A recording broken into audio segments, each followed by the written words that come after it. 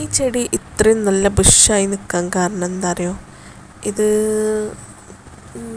ചെറുപ്പം തൊട്ടേ അതിൻ്റെ ചെടിയെ തൈ വെച്ചപ്പോൾ തന്നെ അത് ഇടയ്ക്കിടയ്ക്ക് ബ്രൗൺ ഇങ്ങനെ വെട്ടി ഒതുക്കി ഇങ്ങനെ കൊണ്ടുവന്നതാണ്.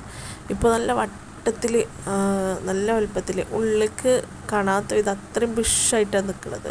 പിന്നെ അതിൻ്റെ മുകളിൽ കണ്ടില്ലേ വെള്ളപ്പൂക്കൾ വാരി വിതറിയിട്ട പോതിൽ അത്രയും പൂക്കൾ വിരിഞ്ഞ് നിൽക്കുന്നുണ്ട്.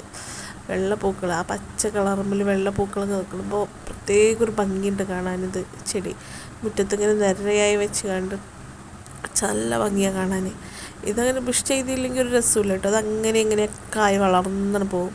അത് പിന്നെ വെട്ടി ഒതുക്കിയാലാണ് അത്ര ഭംഗി കിട്ടുക.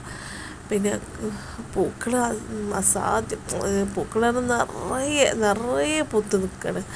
അതിൻ്റെ മുകൾക്ക് വെള്ള മുല്ലപ്പൂക്കൾ എറിഞ്ഞ മാതിരിയാണ്, അത്രയും പൂക്കളാണ് നിൽക്കുന്നത്. അതാ അതിൻ്റെ ഉള്ളിലേക്ക് തിക്കായിട്ട് അതിൻ്റെ ഉൾവശം കാണുന്നില്ല, അത്രയും തിക്കായിട്ടാണ് നിൽക്കുന്നത്. അപ്പോൾ ഇടയ്ക്കിടയ്ക്ക് ഇങ്ങനെ പിന്നെ വെട്ടി ഒതുക്കിയില്ലെങ്കിൽ ഒതുങ്ങി കിട്ടില്ല, ബുഷായി വരില്ല. അപ്പോൾ നന്നായിട്ട് കത്രിക വെച്ചാൽ, ഇപ്പോൾ ചെറിയ കത്രിക വെച്ചൊന്നും വെട്ടാൻ വയ്യ, വലിയ കത്രിക വെച്ച് കണ്ടാണ് വെട്ടാറ്.